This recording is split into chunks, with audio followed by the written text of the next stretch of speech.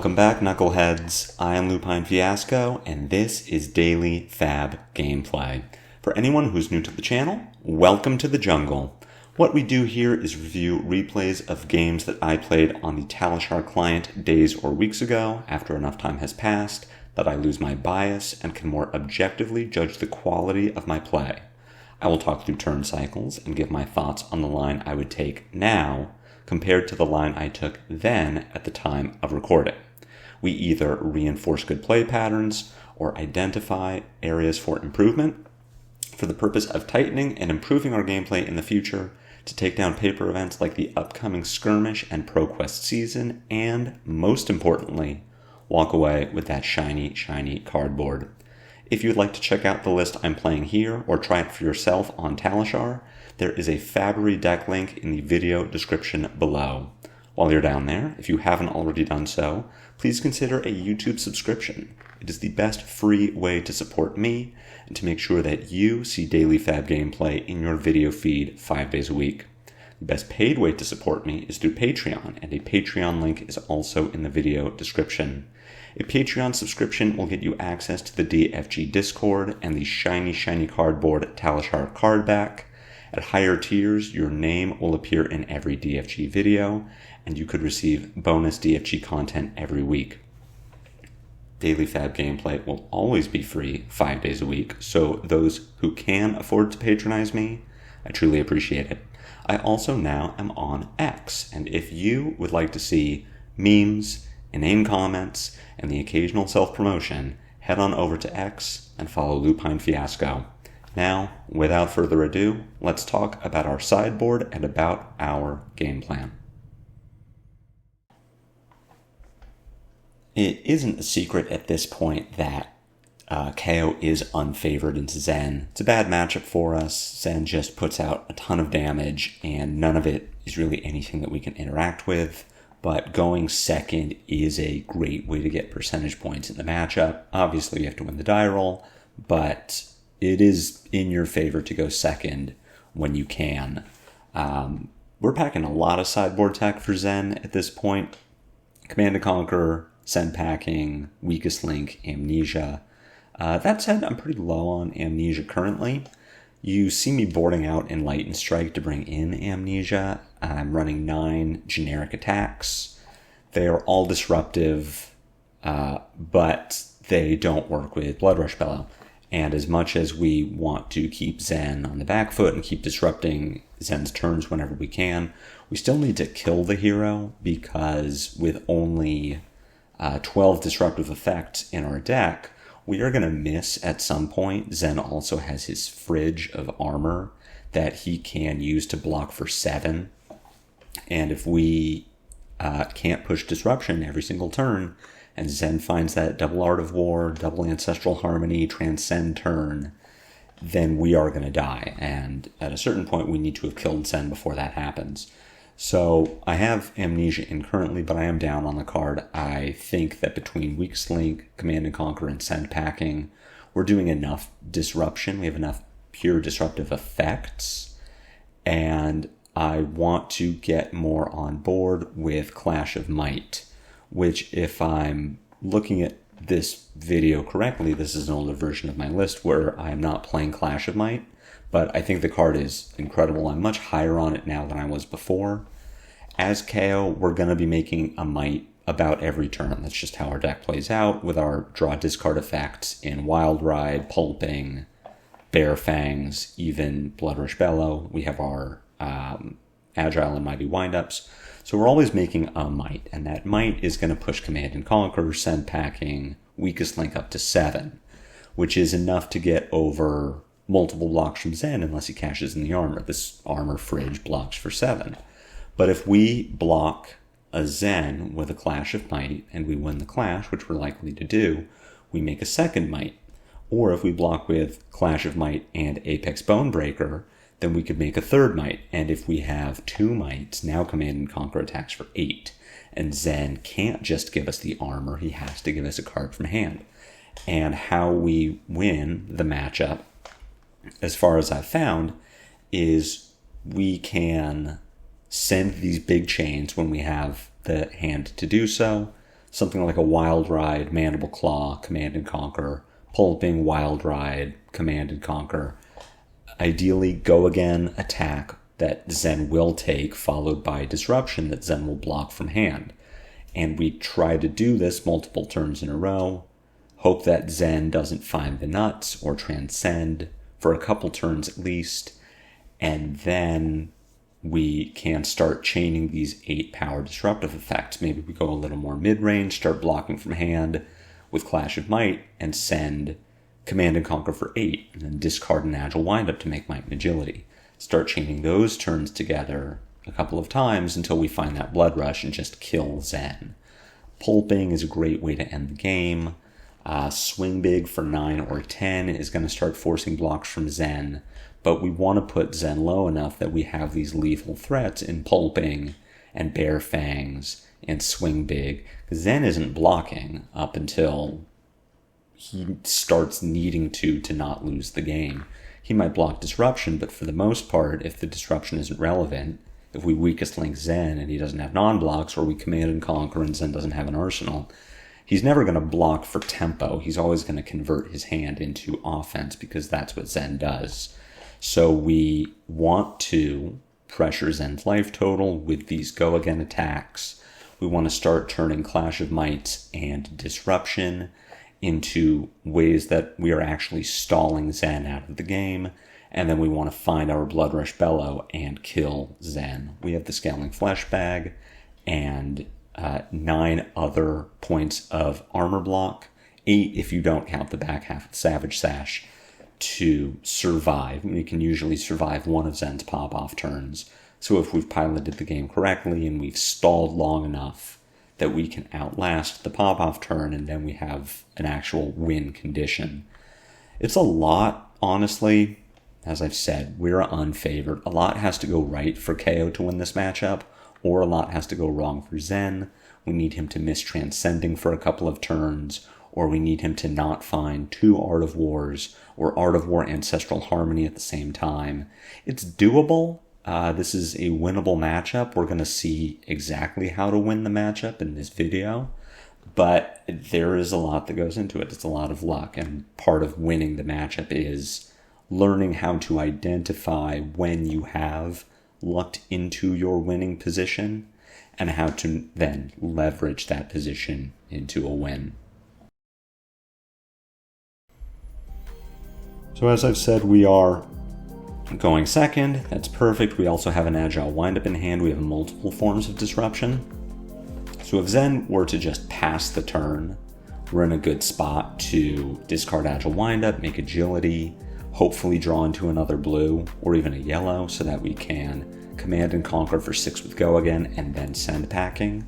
But right out the gate, Zen is sending some damage. And as much as we would like to hold on to Disruption or Go Again, I'm not about to take free damage on turn 0 if I can avoid it. So we are going to block this with Send Packing. Between our 2 3 blocks, Send Packing and CNC are both equally disruptive. I don't particularly value knowing what's in Zen's arsenal at this point in the game. We assume that any of Zen's cards more or less do the same thing. And Command and Conquer costs 2 compared to Send Packing, which costs 3. So we block with Send Packing first. The Mauling Chi follow-up. Mauling Chi does not currently have Go Again. It could get Go Again if Zen were to play Path While Traveled. I don't see why Zen would do that. We are going to block with Command and Conquer and Mighty Windup, and then we even get to discard Agile Windup as Zen moves to the end of the turn. So as far as turn 0s go, this one was perfect. We didn't leak any damage. We made an Agility. Zen got an Arsenal, but we really can't prevent him from doing that. We draw into a really interesting hand. Obviously, we have the weakest link, which is fantastic. It only attacks for 6, but Zen hasn't transcended yet, so we don't expect Zen to block with the armor. And depending on the sort of hand Zen has, Zen might just take the weakest link damage. Alternatively, Zen could block for 6 using 2 cards or even 3 cards, and that's great for us. But what's really interesting about this hand is that we don't have a good follow-up to the weakest link. maybe we pitch Assault and Battery and attack with the weakest link for 6, but now our follow-up is either pitch Beast Within to attack for Mandible Claw. It's a 3-card 9, very below rate, not what we want to be doing. We arsenal a Run Roughshod, which isn't even guaranteed to be playable on our next turn, or we pitch a blue to attack with Beast Within. It's a 4-card 12, again, perfectly on rate, not what we want to be doing. And we don't get an arsenal. None of these options are good, which, because we are unfavored in this matchup, it makes me want to take a chance. The chance I can take is that I attack with Assault and Battery, I pitch Run Roughshod, and I beat Chest by discarding Beast Within. Beast Within triggers, draws a card from the top of our deck, and if it is yellow or blue, we get to follow up with the weakest link. And if it's another red, well, we attack with Mandible Claw. Either way, we get to follow up the Assault and Battery with something. But more importantly, we're making Might and Agility. And I really want to be making tokens and leveraging my hero power in this matchup. So it's a risky move, but I feel like I need to take a risk. And if the risk pays off, then we're in a fantastic position. We draw blue off of the Beast Within, so we get to follow the Assault and Battery with the weakest link.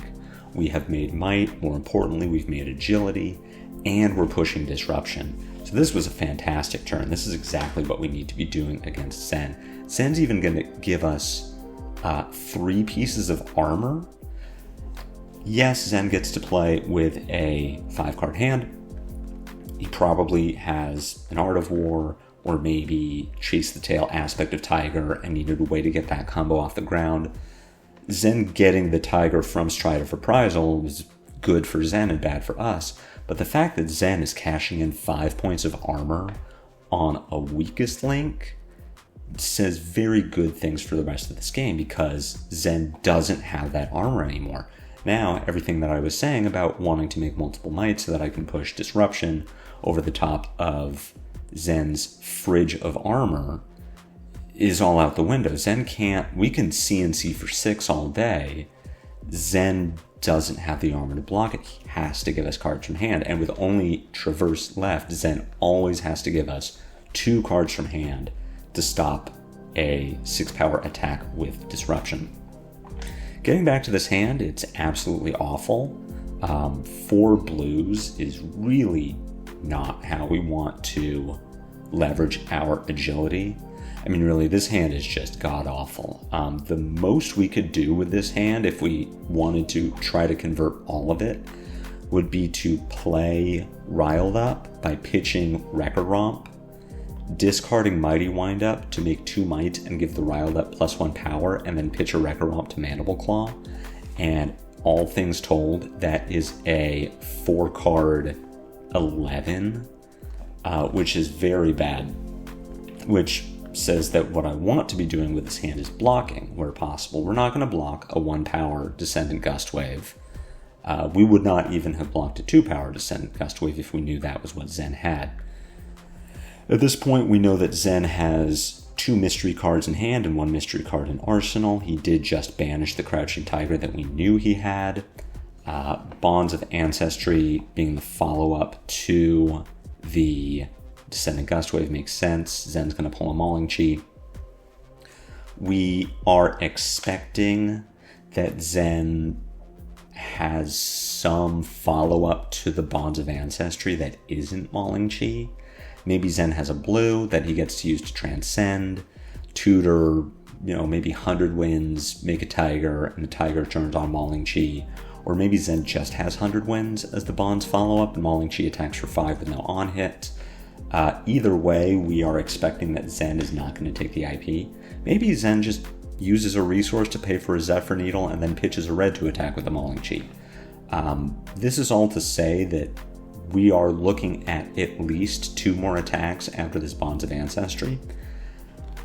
I might want to start thinking about blocking here, because what is more exciting for me than turning 4 cards into 11 damage is turning 3 cards into 9 block, and then 1 of these blues into Mandible Claw for 4. I get more value from this hand by blocking than I do by attacking, And if we're trying to play this stall out game where we dig for disruption and we dig for Blood Rush Bellow, then I am happier to block Zen, let him tucker himself out, than I am to try and just trade damage back and forth. So this is a turn where I might look at blocking with Wrecker Romp and Apex Bonebreaker. I'm expecting that I'm going to keep a blue. At the bare minimum, keep a blue so that I can attack with Mandible Claw. We also know that Mauling Chi could potentially be online. Maybe we do need to block that. Maybe I do want to start holding on to some 3 blocks. So I block with Bonebreaker and Wrecker Romp. Then I block the Mauling Chi with Wrecker Romp and Riled Up, pitch my Mighty Windup to attack with Claw. But in any case, we can cover 5 here, we can get Bonebreaker value, and, again, not the best way to convert a hand, but this hand was really bad. Got a Zephyr Needle coming in. There is a world where we do block this for 3, and I feel that that's the world I live in. Zen has 2 cards left in hand with no resources, and we know that he's going to pitch into the Mauling Chi. So at minimum, we're looking at Zen pitching red to attack with Mauling Chi. Maybe Zen pitches a blue and attacks with Needle Mauling Chi. Either way, Zen is not going to turn Mauling Chi on. If Zen had Aspect of Tiger, he would have played it following the Bonds of Ancestry to make the Tiger. So if Zen is just looking at turning Mauling Chi into damage, then maybe I'm looking to take more damage from the Chi, get less efficient blocking value with my cards in hand, but I turn off the needles. And if we know Zen is on Mauling Chi, he's got a 1 for 5 with no go again. That plus a blue turns into 9 a 2-card 9, Needle, Mauling Chi, unless Zen doesn't have the needles anymore. And breaking the needles on turn 2 with a hand that I can't do anything with besides just Claw Pass sounds really good. So I want to block this needle with a Wrecker Romp. If Zen just attacks with Mauling Chi here, then maybe I think about taking 6 and attacking with Riled Up. But if Zen does attack with needle number 2, then I really like blocking this with Riled Up. Block the needle for 3, then take 6 from Mauling Chi, and just Claw. Apparently not what I chose to do. I disagree with it. So if we take 6 here and just attack with Riled Up comes in for 7. So we got a 2-card 7. If we were to block the needle with the Riled Up, then we essentially trade 2 damage for 2 damage. We lose 2 damage on offense because we're attacking with 3 power Claw instead of 5 power Riled Up, but we didn't take 2 damage from the needle. We also broke the needle, which is really important to me, just looking towards the later game.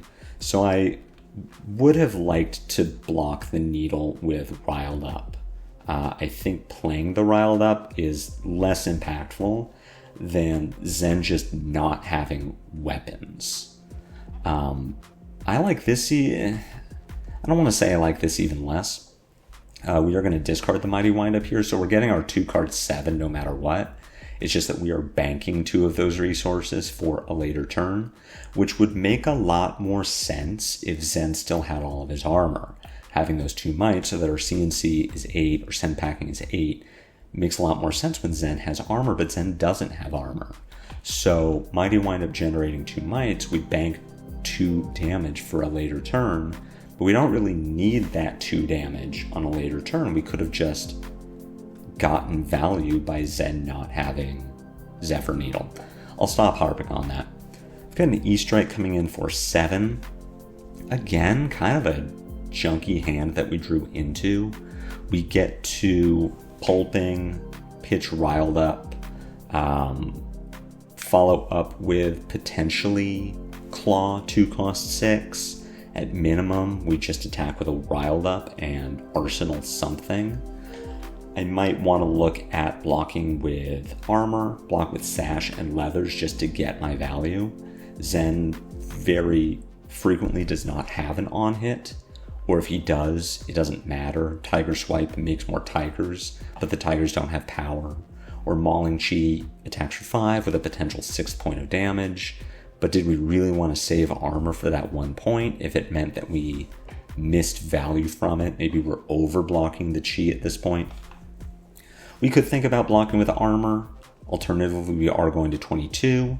So we're still very much alive in this game. Zen still hasn't transcended. So we don't super need to worry about getting blown up for 50 before we got all of our armor value.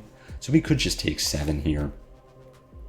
We could think about pitching Riled Up to attack with Mandible Claw, then discard Agile Windup to make Might and Agility, then play Run Roughshod. We have ways to convert a 4-card hand here into damage, maybe with an Arsenal, and all that says that I'm not going to block the Enlightened Strike. I wouldn't be surprised if I gave armor here, but I also don't think it's necessary. If Zen had transcended already, then I'm really interested in giving up armor. Discarding pitching the Agile Windup here seems interesting. I like holding on to Run Roughshod, but I think pitching Riled Up so that we potentially have an Agile Windup to discard makes sense. I also don't like this play. We're going to Claw Pulping. I would have rather played the Run Roughshod and arsenaled a Pulping. We lose 3 points of damage, but we also have a 5-card hand. And if we are putting Zen down into, that 20 to 25 range, we still have our Savage Sash, then Blood Rush Bellow is lethal. So having a 5-card hand makes a lot more sense, especially when we aren't burning any resources. If the question was, if say Run Roughshod on that turn is any other blue, even back this up. Say this Run Roughshod is a 3-cost blue. Say it's a Riled Up or a Wind Up.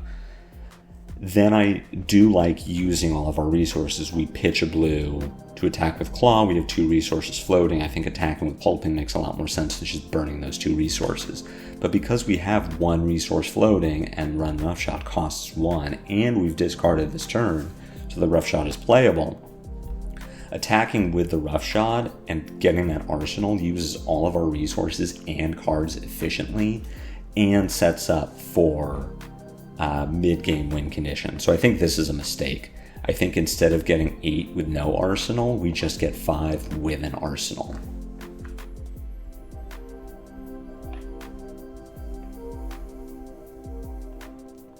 Zen doesn't block, goes down to 20. This isn't raising any alarm bells for me. It just means that Zen is doing ninja things.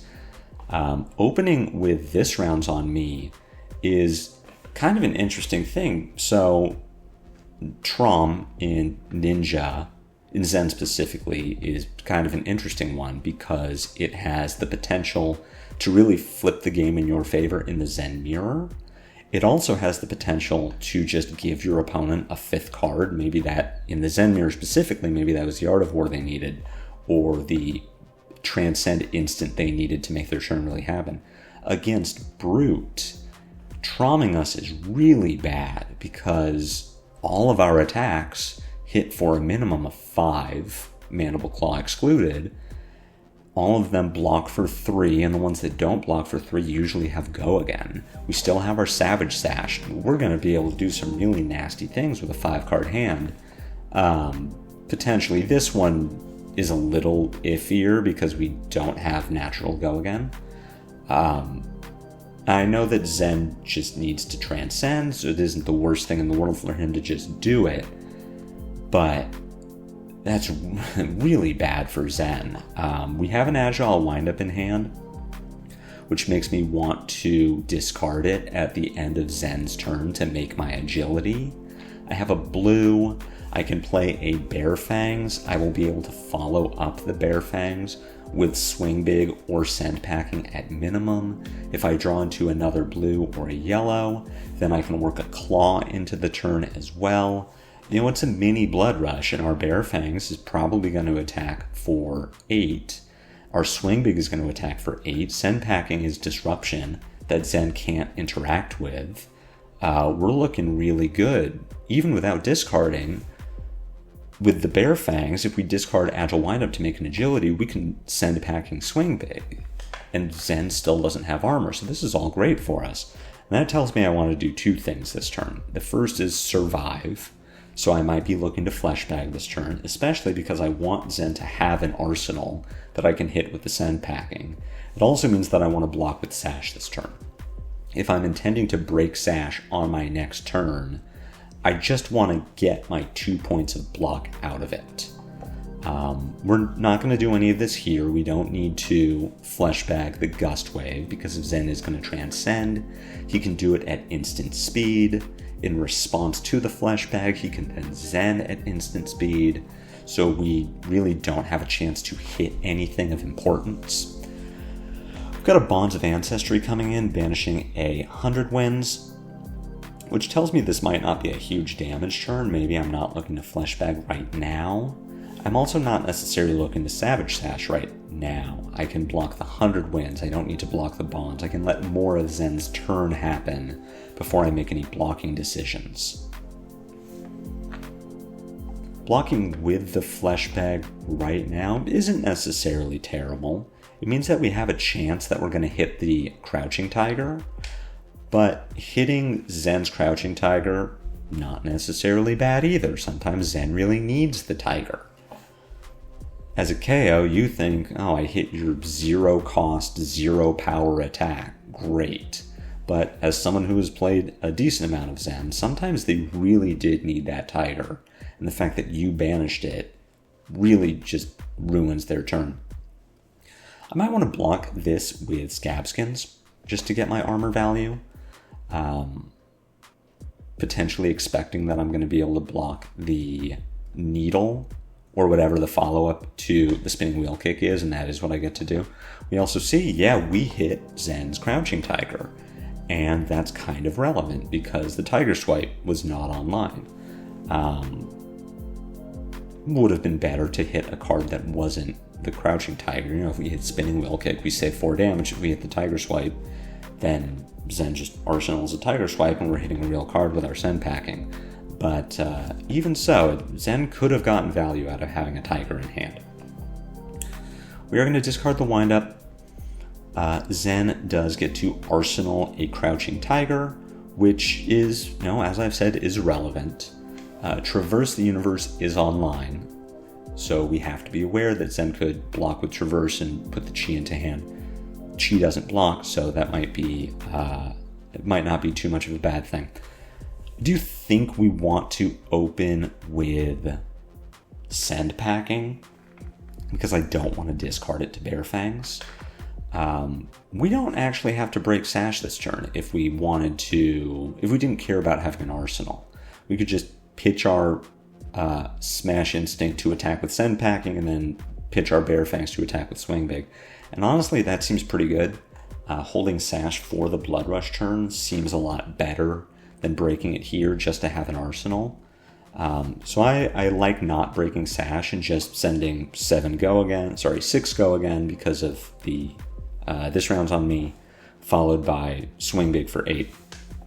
We do get multiple cards out of Zen's hand. He gets his Crouching Tiger back, and then we get to send 7 with Swing Big and see if Zen wants to just take 7 to the face, which he does sign up to do. And now Zen is looking really good in lethal range. An E-Strike coming in for 7. I wonder if Zen did bottom the Crouching Tiger, which would be, expecting the game to end within the next turn or two. E-Strike for 7 doesn't kill us. We also have a hand that we cannot convert to offense unless we wanted to roll Scabskins, and this game is tight enough that I really don't want to do that. So what I like doing here is blocking the E-Strike for 3 with Riled Up, and then attacking with Amnesia for 6, especially if Zen is arsenaling the Crouching Tiger. Hitting him with the Amnesia is extremely relevant. Zen does not have a way to block it without spending 2 cards from hand. And if Zen was expecting to use the Tiger to enable the other 4 cards, then he is just out of luck. We see a Wind Chakra and an Aspect of Tiger used to block, so we are slowing the Zen down. We get to arsenal a Bear Fangs, and we are just looking for maybe a hand like this with multiple sources of go again that we then get to follow up with Bare Fangs from Arsenal. Got a spinning wheel kick coming in for 4. This is not lethal damage. We can just take this. We're waiting to see what Zen's follow-up is. If it's just Needle Pass, that's fine. We stay alive at 4. If it is something following this, maybe not, it wouldn't be a spinning wheel kick because Zen would have just played it. Maybe it's another mauling chi. Well, then we probably need to block with armor and maybe from hand, but we're still in a position that we can put Zen into lethal range, that we make him need to start blocking. We've got a Levels of Enlightenment coming in for 3. No go again, just draw a card. So I'm looking to keep that arsenal. We could just take this damage and go down to 1. We're not going to do that. What we're looking at doing with this turn is attacking with Pulping, pitching our yellow Wild Ride, and hoping to discard our Beast Within. We're going to break a Sash as well. So I do want to block this with my Bonebreaker and my Leathers, get those last 2 points of armor value, and stay alive at 3. Now we can afford to take 1 or 2 points of damage from our Beast Within. We're going to break Sash. We're going to lead with Pulping. Force Zen to block if we do miss the draw discard. We don't miss the draw discard. We also don't hit it the way that we wanted to. We can follow this Pulping with Wild Ride. That has a 50% chance at discarding the Beast Within.